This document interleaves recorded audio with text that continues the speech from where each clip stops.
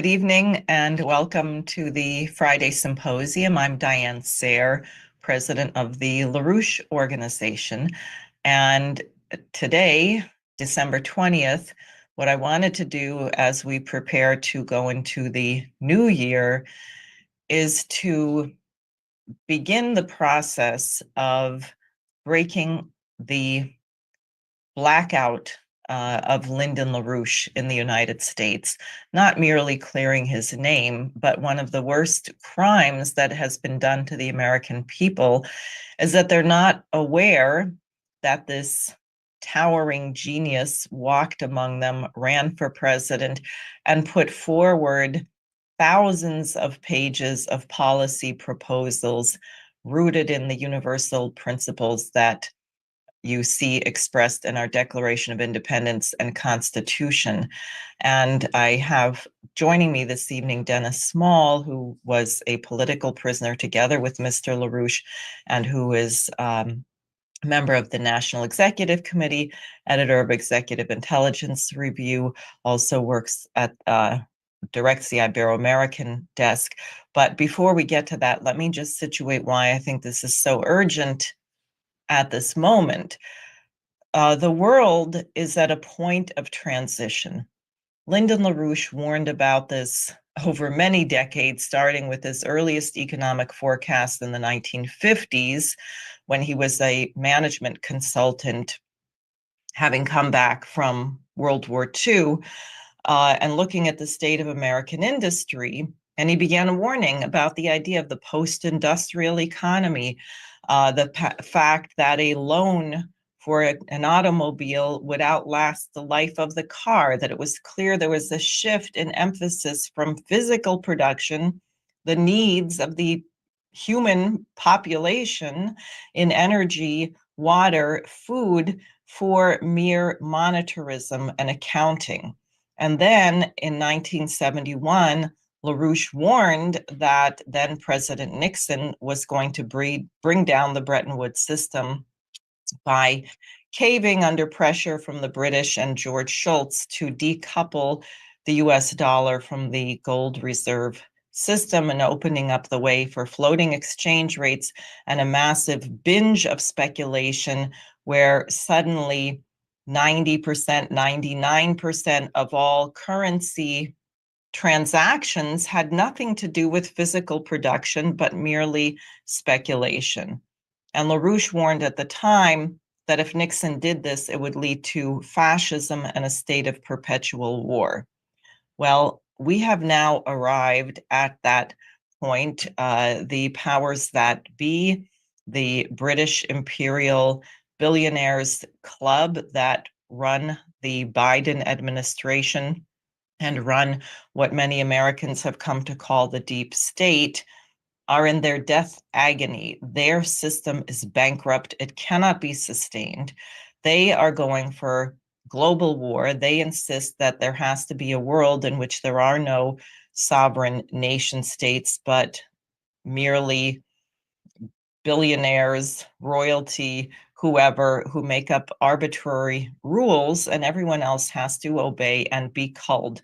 Reduce the population, force people into starvation and misery. And now, what we hear coming from certain figures in the United States, like Rear Admiral Thomas Buchanan of Stratcom, as I've mentioned in the last few weeks, because he said this on November 20th, the United States, since we are supposed to be the world leader, we can't possibly think of losing a nuclear war. So we have to think of winning a nuclear war.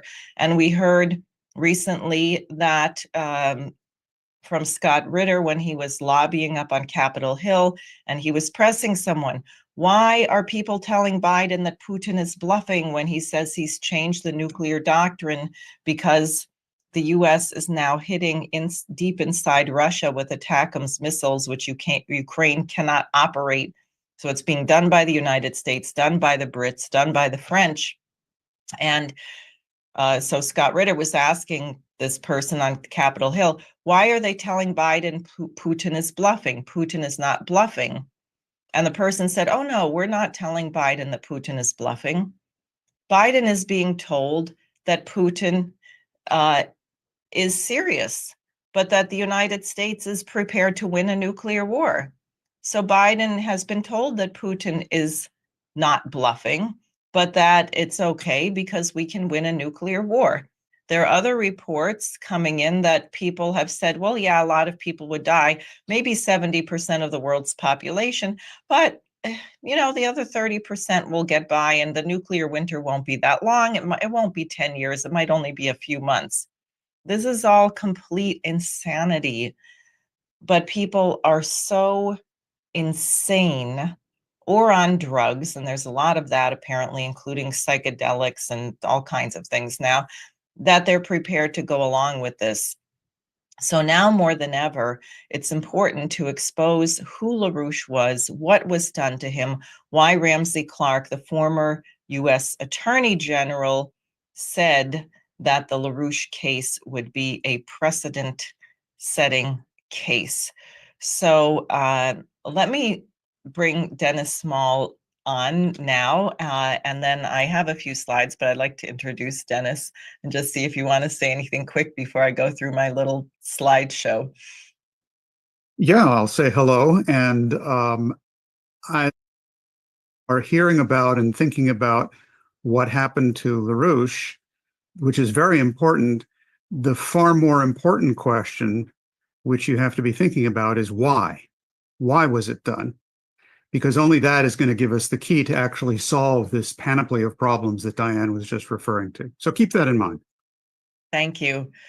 Well said. So I'm just going to go through a little bit of what was thrown at LaRouche, and this is only, I can't even say it's the tip of the iceberg. It's a scratch on the surface of the iceberg. And these are a few images. First of all, this is a book published by the Commission to Investigate Human Rights Violations, USA versus Lyndon LaRouche et al. It's a fat book, and it has the transcripts of a lot of the legal documents and numerous photographs, some of which are missing, and Dennis Small will fill in one of those. I'm going to show you. Now here, this goes back very early. Henry A. Kissinger, August 19th, 1982, a letter to William H. Webster, director of the FBI. He writes, "Dear Bill, I appreciated your letter forwarding the flyer, which has been circulated by Lyndon LaRouche Jr. Because these people have been getting increasingly obnoxious, I have taken the liberty of asking my lawyer, Bill Rogers, to get in touch with you to ask your advice, especially with respect to security. It was good to see you at the Grove." That's a pretty creepy place, the Bohemian Grove. "And I look forward to the chance to visit again when I am next in Washington." So Henry Kissinger to the head of the FBI, and he wrote other letters later, but this is 1982. Okay. LaRouche had run for president in 76 and 1980, twice thus far. Then here are some pictures of the Get LaRouche Task Force, and you will see these are not minor players. Henry Kissinger, later knighted by the Queen, Sir Henry Kissinger, Judge William Webster, William Weld, people know from the Department of Justice, ran for governor of Massachusetts, ran for president or vice president in the Libertarian Party, nasty fellow, Oliver Buck Revelle, Leo Chern, Roy Godson. Roy Godson came up again and in the Trump witch hunt. And Dennis can talk more about these individuals if he likes. Here's another group, John Train, the investment banker who also was involved in weapons running and all kinds of things, hosted a Halloween party gathering with Dennis King of High Times Magazine and Chip Burley, John Mintz of the Washington Post, Pat Lynch of NBC. So it was a gaggle of intelligence operatives, weapons traffickers, and news media to plan to silence LaRouche. And then they ran a series of trials in Boston. These people were indicted by a Boston grand jury on October 6, 1986, the same day that many offices were raided, including LaRouche's home and headquarters. And the defendants there were LaRouche, Ed Spanis, Michelle and Jeff Steinberg, John Chaldone. Some of you may know Elliot Greenspan, Richard Black, and Mike Billington.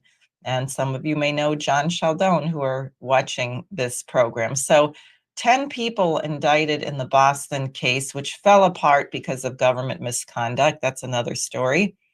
Then Virginia defendants, a state case, February 17th, 1987. Virginia and Maryland police arrested 16 LaRouche associates in their offices. Okay, including Paul Gallagher, who was on my show a couple of weeks ago, Fred Haight, who some of you know in the music work, Rich Freeman, who was on my program not that long ago, Mike Billington, Anita Gallagher, married to Paul Gallagher. They ended up with 36 or so year jail sentences, spent 6 or 7 years in prison, apart from each other. Then the New York case, which included people that some of you may know, like Lynn Speed in particular, and Paul again.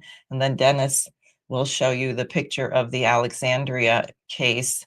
And then this is just a sampling of some of the slanderous material. LaRouche was always in a brawl with the Anti-Defamation League of B'nai B'rith, which has nothing to do with protecting Jewish people from anti-Semitism, but is a front for organized crime, terrorism, and spying.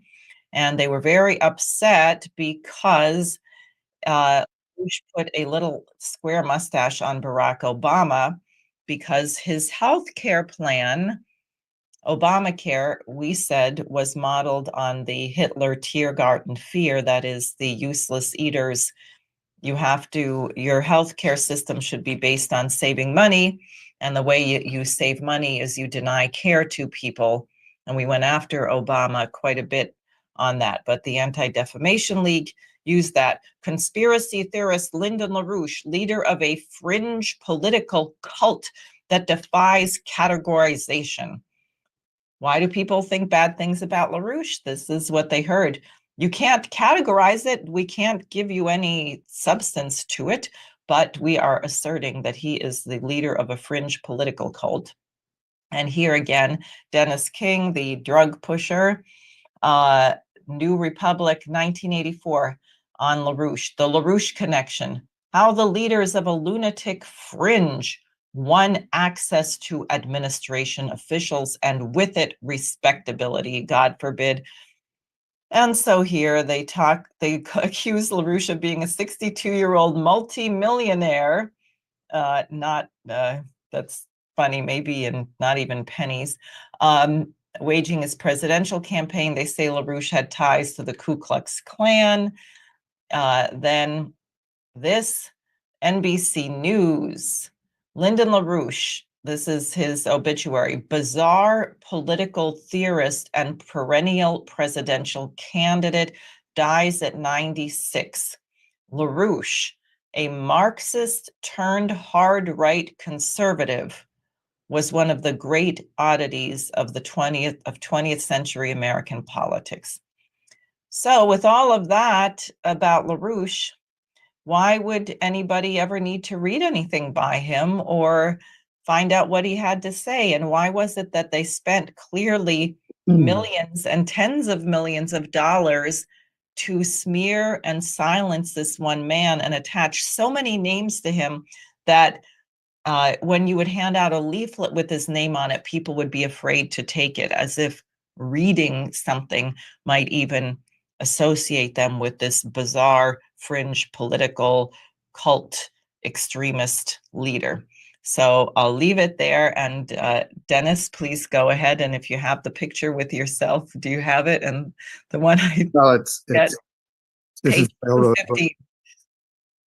And among the pictures there, this is the Alexandria case, the rocket docket, where on this page here, let's see if I can show that.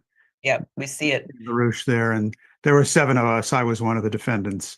You're down in the lower left corner. Yeah. So they came at LaRouche over and over and over again in different ways, all with the intention of, if possible, lock him up forever and or kill him. But at the very least, to besmirch his name and terrify people to the point that they would not dare to ask the question, why is this really being done? What are they afraid of about LaRouche? There are a few aspects about the what happened, which Diane just gave a quick bird's eye view of, that I want to add in because it has particular resonance today, and then try to get at this issue of the why, because that's certainly the more interesting question, and the more important one.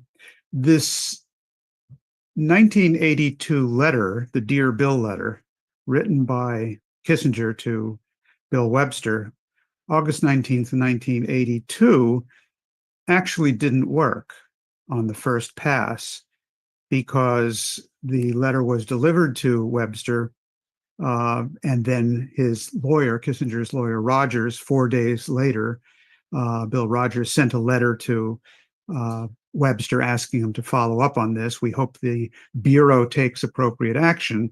And then on September 16th, less than a month after the Dear Bill letter, Webster replied, not for lack of trying, but he said the FBI is, quote, limited in what it can do, quote, since the data we have does not justify an inquiry, close quote. Then, 8 days later, the head of the FBI Security Division, James Nolan, issued a report called LaRouche and the EIR, which is our magazine and our news service. And that investigation raised the question about whether or not LaRouche's publications are, quote, propitious to Soviet disinformation and propaganda interests, even though there is no firm evidence that Soviets are directing or funding LaRouche or his organization. Now, if this reminds you a little bit of what's going on today and has happened with other people, like what's happened with Dimitri Simes and happened with Scott Ritter and so on, and the various accusations that people are necessarily Russian agents if they voice any opinion contrary to what Wall Street wants them to say or think. This idea of being a foreign agent of influence traces its history back to the LaRouche case in 1982, where they scored their biggest success. So the FBI launches this investigation. Then on November 25th of the same year, Kissinger wrote again to William Webster demanding an investigation, saying, it appears that there has been a disinformation campaign supported by foreign intelligence services. This buzzword of disinformation is very familiar to the situation today as well, where groups like the Ukrainian Center for Countering Disinformation is in fact the clearinghouse for hit squads that have assassinated people who they find objectionable and are handing out disinformation. And again, in that November 25th letter, the question is asked, who is financing this network? What happened then is that in December, various divisions of the FBI looked into the LaRouche movement, but they concluded that there were no violations of law. So try as they might, from the Dear Bill letter of August 19th through the end of the year, nothing. They came up with bagels, absolutely zero. But then on January 12th, 1983, Webster reported at a meeting of PIFIAB, and this is very important. PIFIAB is the President's Foreign Intelligence Advisory Board. This is one of the most important instruments of behind-the-scenes power of unelected officials who say who should be investigated and who not. At that meeting, according to Webster, they had discussed that the FBI really should look into the LaRouche case and to investigate this matter, quote, under the guidelines or otherwise.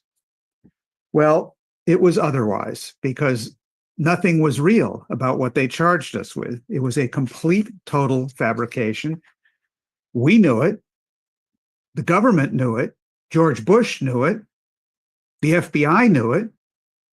But such a huge campaign was made in the media, and we were found guilty and convicted and sent to jail for varying lengths of time. I was in jail for just a little over 2 years. LaRouche was in jail for 5 years. Michael Billington spent a total of 10 years in jail. Of course, he was the recipient of a double jeopardy charge because he was charged basically for the same thing under federal and then Virginia state statutes and thrown in jail for both. So this was all simply a terror campaign, partially directed at us, but really directed at you. Because the idea was to terrorize you, the listener, and the people out there who won't even tune in to what we have to say, from thinking that if they associated with us in any way, or even read a book by LaRouche, they would probably be thrown in jail for it. Now, that's a little bit of the what. And as Ramsey Clark said, as Diane alluded to this was the case as in all of his experience. And this is the Attorney General of the United States. He played a major role in the civil rights legislation and so on, and who was not a friend of LaRouche's throughout his career by any means. But he took the LaRouche case on appeal to the Supreme Court because he was convinced, as he stated, that in his entire career, he had never seen a case with such far-reaching and intense government prosecutorial misconduct, lying and making up stories to throw people in jail, a group which he characterized as a fertile engine of ideas.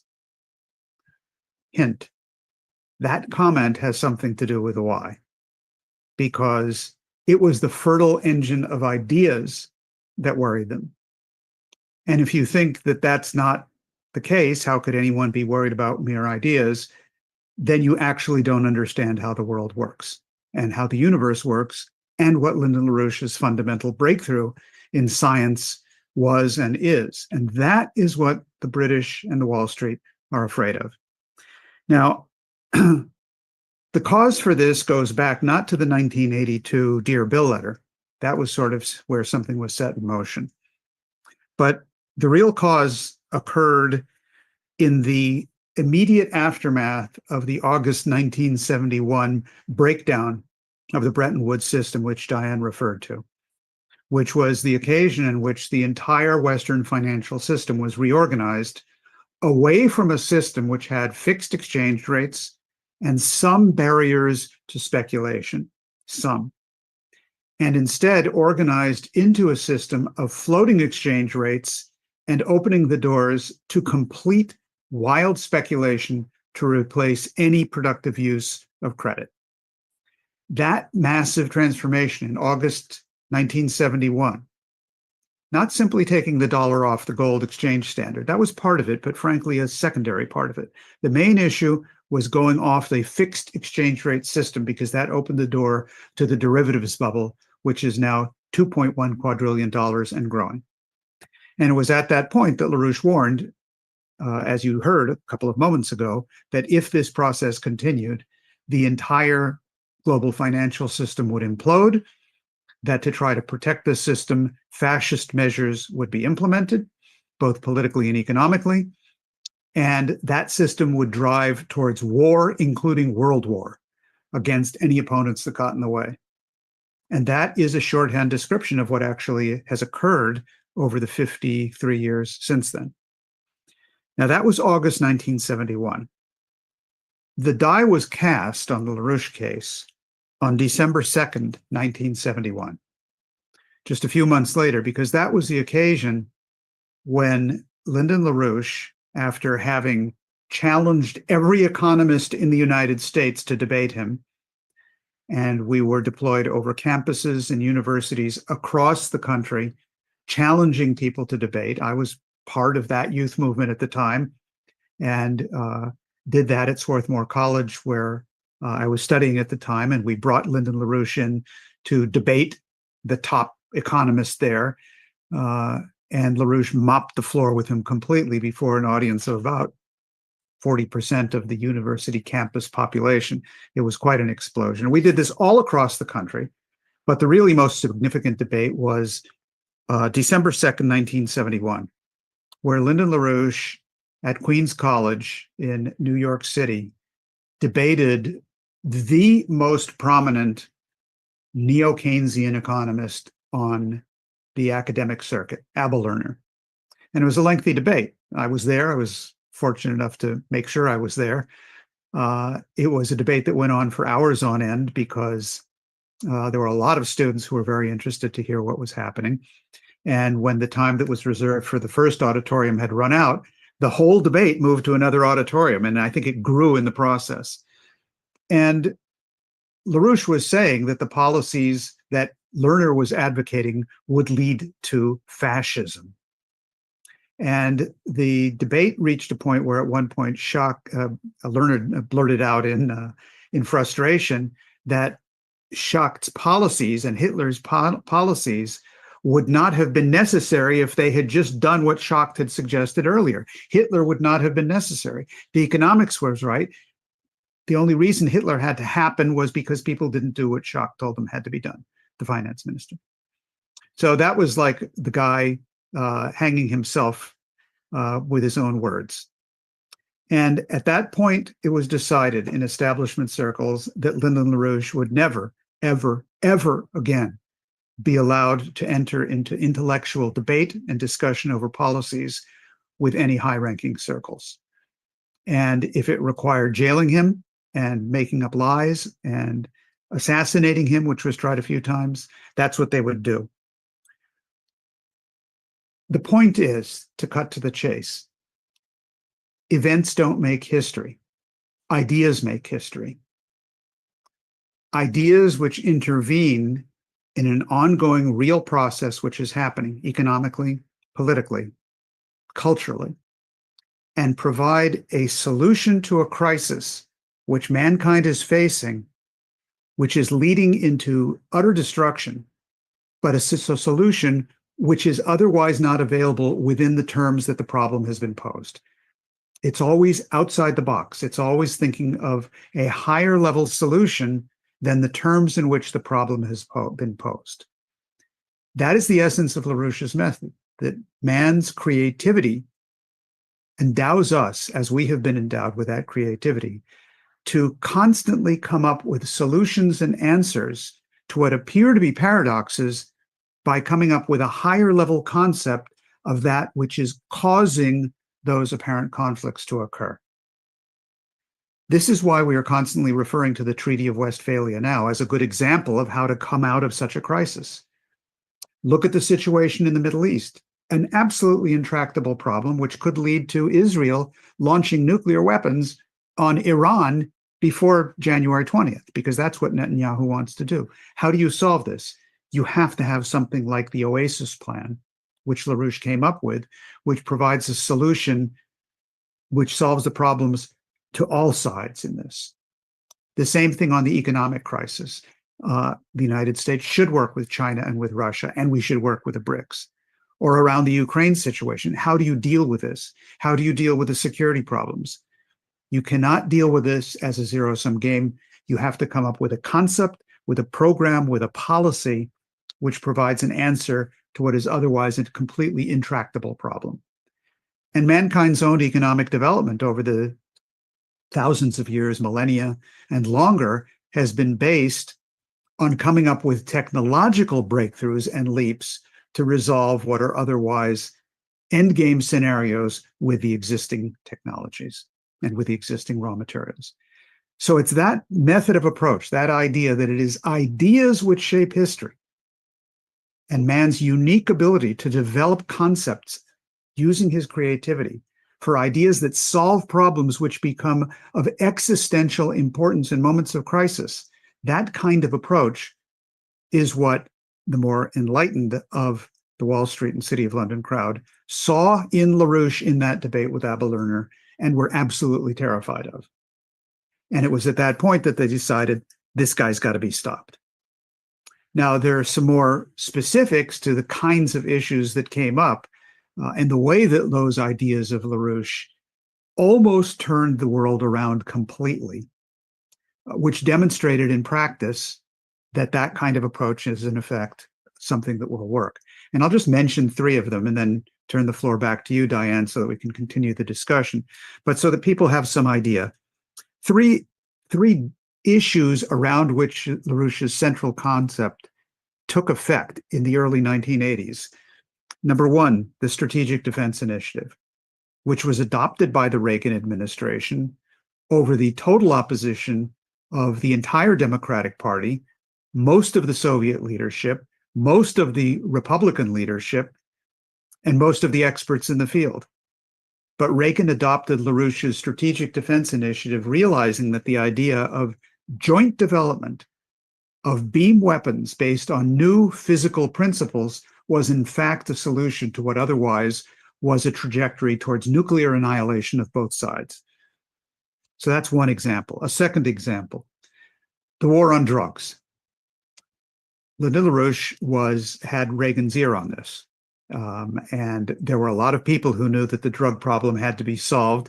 LaRouche commissioned a book, which we published, called Dope Incorporated, which broke out of the barriers of the box where the producers in South America and in Asia were blaming the consumers in the United States for the problem, and the consumers were blaming the producers for the problem when they were both victims. And LaRouche said the problem is the City of London and Wall Street. It's the banks, stupid. It's the banks that are benefiting and laundering billions and billions of drug dollars. You want to solve the drug problem? Throw the drug bankers in jail, and then carry out the normal sort of appropriate measures, police measures, to put an end to the drug trade. Third example, what became known as Operation Juarez. With the blowout of the financial system, Lyndon LaRouche proposed, in discussions with Mexican President Lopez Portillo and in discussions with Prime Minister of India, Indira Gandhi, among the many world leaders that he and his wife, Helga Zepp-LaRouche, were meeting with, the idea was that there could be a replacement for a peaceful and untraumatic transition into a new financial system, that you had to put the existing bankrupt system through bankruptcy reorganization and develop a new credit issuing mechanism internationally and nationally in individual countries to launch development projects which could raise the productivity of the economy. That idea was on Reagan's desk as well. Unfortunately, Kissinger beat us to the draw on that. He got Reagan's ear. That's another whole story, but that was another idea of how those three issues, I think, were really very central to what pushed things over the edge from 1971, when LaRouche demonstrated a capability, to the early 1980s, when that capability was put in action and almost dominated the policy making of the government of the United States. And that would have completely changed the world. So that was when the action was taken, caution was thrown to the wind, and they said, whatever it takes, let's make it all up. Let's get LaRouche out of the picture. And they tried, but we're still here. So fortunately, you who have not yet read enough Lyndon LaRouche have an opportunity to redeem yourself and find out what you've been missing. Thanks. Now, did you show that chart yet of the various leaders? No, I could do that if you want. Yeah. Why don't we go to that? I mean, people say, well, come on, who's LaRouche? Nobody knows LaRouche. You know, I've talked to all my friends. They all say, I don't know LaRouche. I've never heard of LaRouche. I know I wouldn't be caught dead even thinking the name LaRouche. Lyndon LaRouche, over the course of decades of activity, along with his wife, Helga Zepp-LaRouche, and a couple of other top leaders in the organization, met with this following list of presidents, prime ministers, ex-presidents, and ex-prime ministers of different countries around the world. And it gives you some idea. When I say meetings, I don't mean, you button someone at a reception, you shake his hand. I mean discussions, actual policy discussions. I've been fortunate enough to be involved in some of these, mainly on the Latin American side, but Lynn and Helga are known around the world. Some of the most important ones, perhaps, are obviously the conversations that Lyndon LaRouche had with Ronald Reagan, none in depth, but of some importance during the campaign trail in New Hampshire during the presidential campaign. His meetings with Indira Gandhi, his and Helga's meetings with Indira Gandhi of India, and then in Mexico with Jose Lopez Portillo were extremely important as well. You will also notice that he met with at least 2 Argentine former presidents, and some of the people whose names you see here we're still in touch with and are still actively involved in our activities, such as the former president of Guyana, Donald Ramotar, who participated in our last Schiller Institute conference, and so on. In all of these cases, LaRouche was discussing the most profound philosophical and economic concepts to educate people on the way there could be solutions to the crisis, and making it clear to them, and this is of the utmost importance, Lyndon LaRouche is an American, and most people around the world have grown up knowing the United States to be almost nothing but the imperialist poodle of the United Kingdom. And many people, if not almost everybody, think that that's what the United States is. And that is not what the United States is. And it's one thing to tell people and show them a textbook and talk about the history. It's another for them to sit down and with Lyndon LaRouche, with a person. And I can't tell you the number of meetings that I've been in with LaRouche, where after 5 or 10 minutes, people will turn to you and say, well, wait a second, he's an American? He's saying those things and he's an American? My entire concept of the world has just changed. And that's critical, because the only way out of this global crisis is if the United States of America returns to the concepts best personified by Lyndon LaRouche, which is the development and the natural sequence of what we fought the American Revolution for and what is enshrined in our Constitution. And it's high time that Americans remembered that and learned that, as well as all of these foreigners who Lyndon LaRouche also met. Now, I would just add, because people looking at that list might say, well, he never met with the president of Russia or China, but then the role that Lynn and Helga have played in those 2 nations explicitly, including with major institutions and including, well, for example, the Russian Academy of Sciences. And Lynn did address a group at the Duma, did he not? I'm trying to remember. Yeah, he was invited to Russia to address the economics committee of the Duma, which at the time was headed by Sergei Glasiev, who was a member of the Duma, and he was head of the economics commission there. And he invited Lynn to address it, and he did. It was a very, very important event. Lynn also, in his trips to Russia, as you mentioned, met with the Russian Academy of Sciences, top-level physicists, scientists, and others.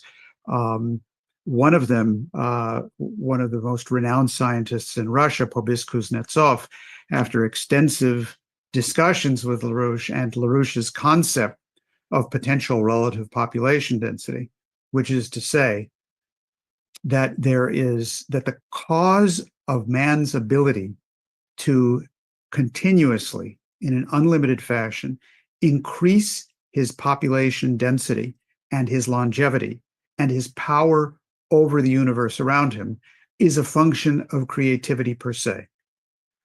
And LaRouche discovered, as he himself clarified it, the causal relationship between fundamental scientific breakthroughs in physical sciences and in classical culture, which are in fact the same thing.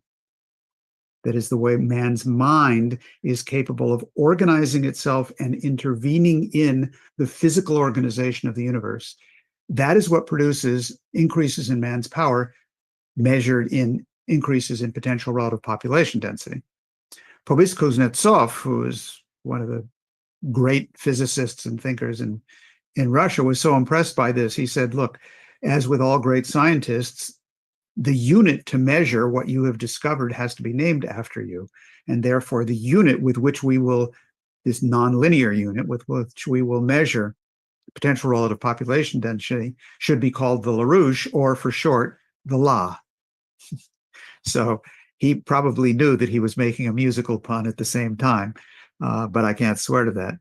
In the case of China, Lyndon LaRouche never actually traveled to China, unfortunately, but Helga Zepp-LaRouche traveled extensively, and in fact gave her first presentation in China at a major conference there on the idea of the new Silk Road, which later became the Belt and Road Initiative, in 1996, if I'm not mistaken. That became the policy of the Xi Jinping government in 2013. Not that in the sense of, oh, we're adopting Helga Zepp-LaRouche's policies. No, in the sense that that was an idea which was picked up because it worked and it was coherent with what the Chinese themselves were developing. See, that's the beauty of man's mind. You don't have to get credit for everything. It just has to work. And it was exactly the right idea. And the Chinese came to it on their own, in their own way. It just happens lawfully to coincide. So much so that people in China today who know this history refer to Helga as the Silk Road Lady. So that gives you some idea of what the actual channels of influence are. And, you know, I mean, Carville was right up to a certain point when he said it's the economy, stupid. But really, what it should be said and what we have to understand is it's ideas, stupid, because it's ideas and only ideas that shape human history. Other species are shaped by other things, but human history is shaped by ideas and only ideas. And that's why they found Lyndon LaRouche so dangerous and why they put him away for as long as they could get away with. Well, I was just thinking on this question of ideas. One, when we talk about Russia and China, of course, what comes to mind is the work of Gottfried Wilhelm Leibniz with China and Russia in a certain way without traveling to these places, but nonetheless having a profound insight into the civilizations and this dialogue in the realm of ideas. And I think of Lynn's work in Leibniz, which I think he said he'd read almost everything by Leibniz by the time he was 14. So clearly it was very much part of his, his subconscious thought. And it's just interesting to me that he came up with the same idea, but I think like the Belt and Road and Helga Silk Road, there are certain things that if you are on a certain trajectory, if you're looking for the development of mankind, certain of these things become obvious necessities.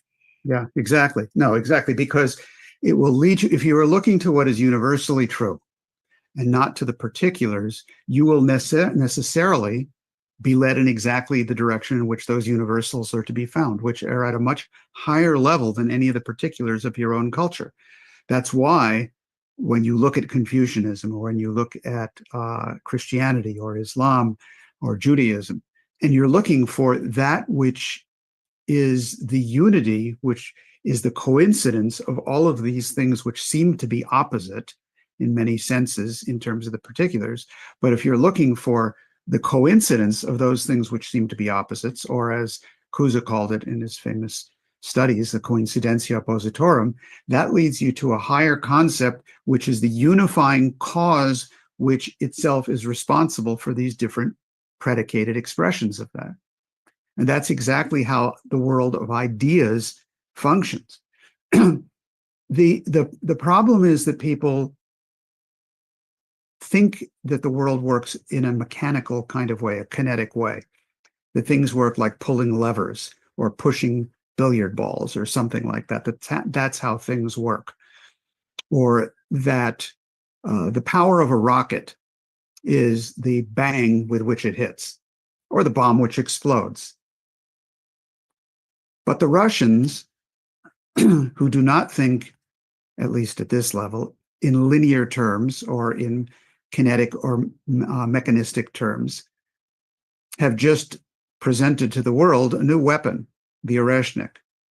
And we don't know a whole lot about this, but what we do know is that Putin has said on a few occasions, and he is cited as his authority, the head of the strategic missile forces of Russia for the last 14 years, General Karakayev, that if you combine a number of these hypersonic missiles, the Oreshniks, which travel at Mach 10, 10 times the speed of sound and cannot be intercepted by any existing anti-missile technology, and which are also mobile and are also maneuverable, like the Avant-Garde glide hypersonic missile.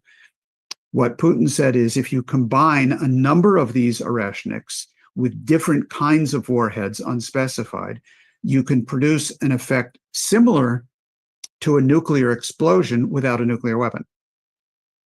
Now, this is a really interesting idea because it's certainly an interesting idea in physics, and I don't pretend to know very much about that at all. But in military strategic questions, this is a brilliant flanking maneuver, because what's been going on around the Ukraine war for decades is NATO has been moving not simply to box Russia in and to surround them and to provoke them and stick NATO's thumbs in their eyes over and over again. It's to push them into a situation where the only thing that Russia has recourse to defend itself is a nuclear weapon.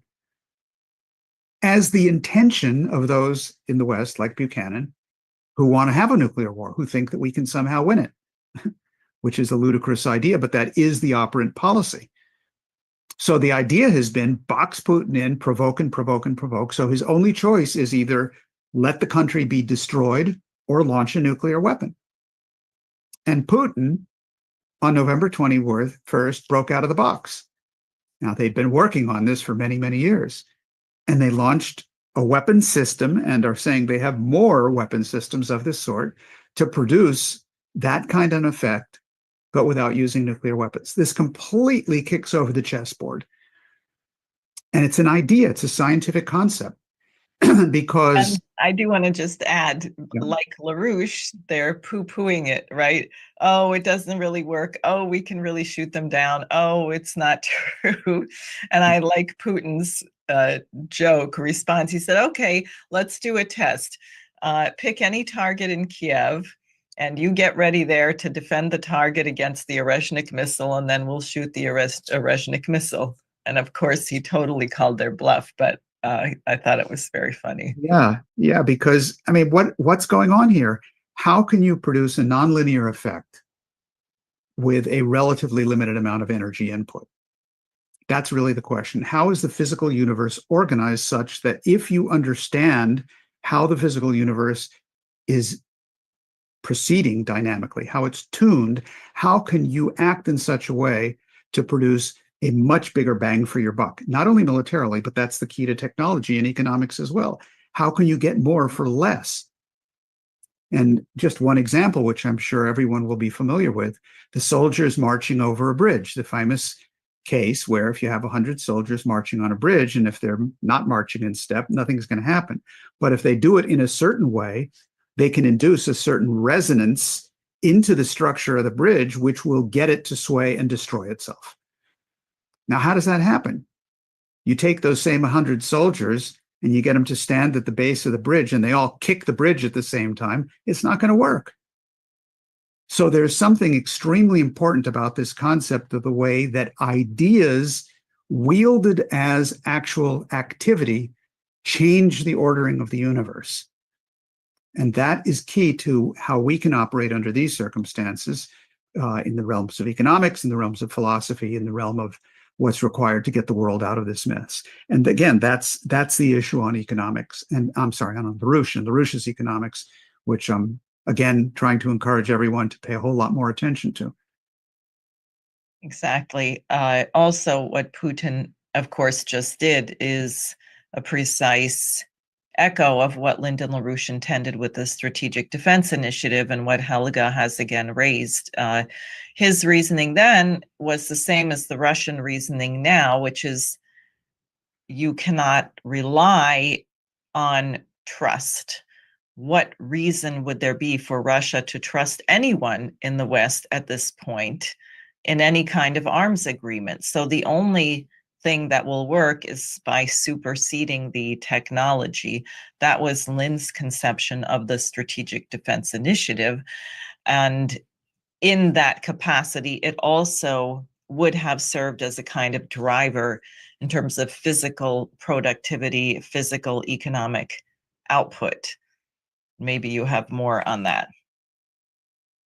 Yeah, I think that's really the key on this, because it is the case that LaRouche's proposal of the SDI was premised on the idea of developing and utilizing new physical principles. In other words, to establish a defensive system based on a higher order physical concept than the offense.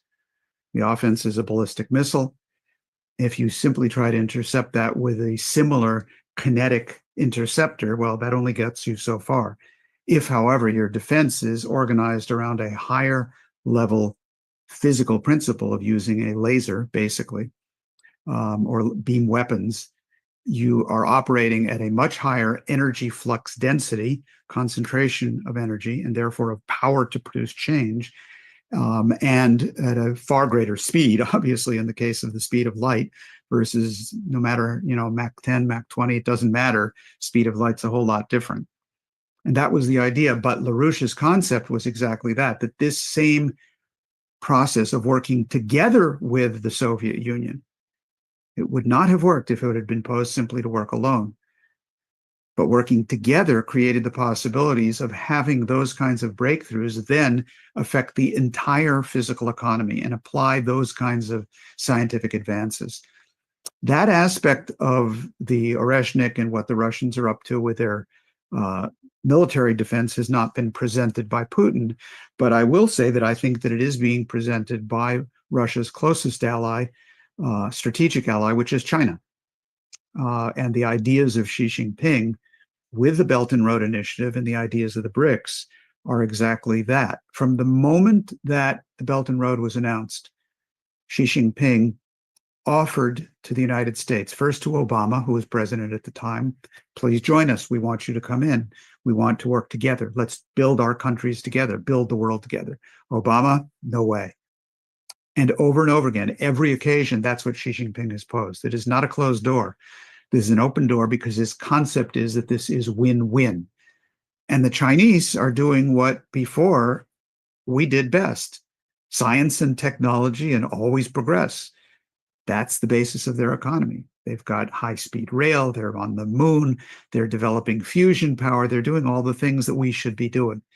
So the basis is still there if we can turn American policy back in the direction that it should be. The key to that really is the LaRouche question.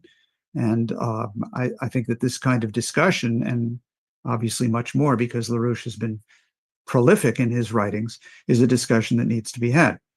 The LaRouche Legacy Foundation, which was established in this right after LaRouche passed away in 2019, and which is headed by LaRouche's wife, Helga Zepp-LaRouche, has taken upon itself the task of compiling the entirety of LaRouche's opus, all of his works, videos, classes, articles, you name it. It is a huge amount of output.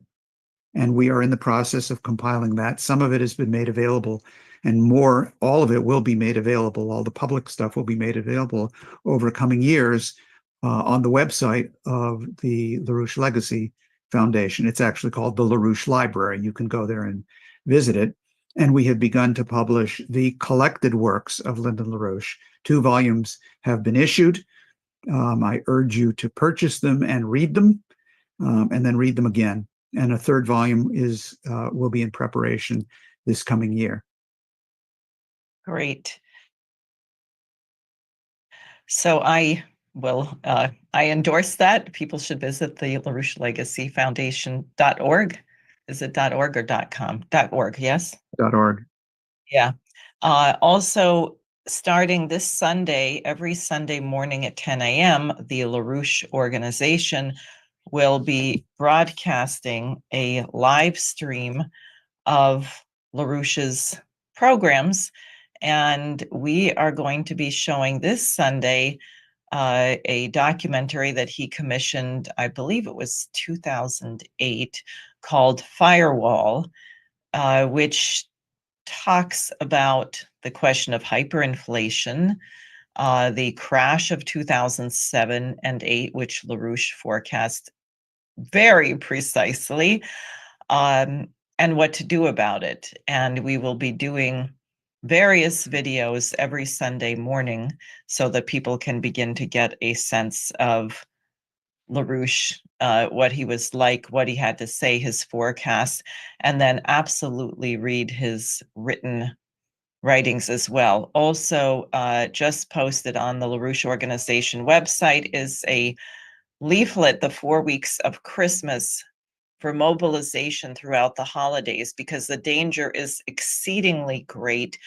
Tony Blinken made it very clear when he spoke at the Council on Foreign Relations December 18th that the outgoing Biden administration is doing all it can to create a situation for incoming President-elect Donald Trump where he cannot extricate himself from this trajectory toward thermonuclear war. Who knows if it's already going to have happened by the time we get there. I also think that Putin's warning that President Trump's life is in danger should not be ignored. One should not underestimate how desperate this bankrupt City of London, Wall Street cabal is. Their system is over. A new system is coming into being. As Helga Zepp-LaRouche has discussed, what mankind ought to be talking about is a new security and development architecture based on her 10 principles. The last being that man is capable of self-perfection and everything that that implies, from the kind of standard of living that you need, the kind of education, the kind of healthcare, and the kind of breakthroughs in scientific principles. So I'd like to thank everyone for watching tonight. Dennis, is there any last word that you want to say before we conclude? Yeah, just one very specific political point about this situation. Trump's life is in danger, but in addition to that, what's going on is a very blatant move to try to force him to not touch the underlying questions of the economy. And this is coming from Wall Street directly, and the threat is straightforward. We will blow up the US Treasury bond market under your nose and sink your presidency if you don't do what we tell you, which is cut, cut, cut, cut. Cut the budget, cut spending, cut everything other than payments to Wall Street and the City of London. And if you forget that word, Mr. President, cut, cut, cut, talk to Elon Musk and he will remind you it's cut, cut, cut. And they're threatening to blow up the bond market. And they have specifically said, and they've put out word on this, that your presidency could end as quickly and in the same way as Liz Truss, the Prime Minister of the United Kingdom, who lasted 49 days in office because the policies she adopted were not to the liking of the City of London, and the bond market blew up. So we must resolve this underlying problem, or there's not going to be a solution to the global strategic crisis. Exactly. So thank you very much. Thank you, everyone, for watching. Please tune in Sunday morning at 10 a.m. to the LaRouche organization. And the next time we meet will be after Christmas and before the new year. So please get a lot done between now and then, and we'll report on it. Thank you and good night. Good night.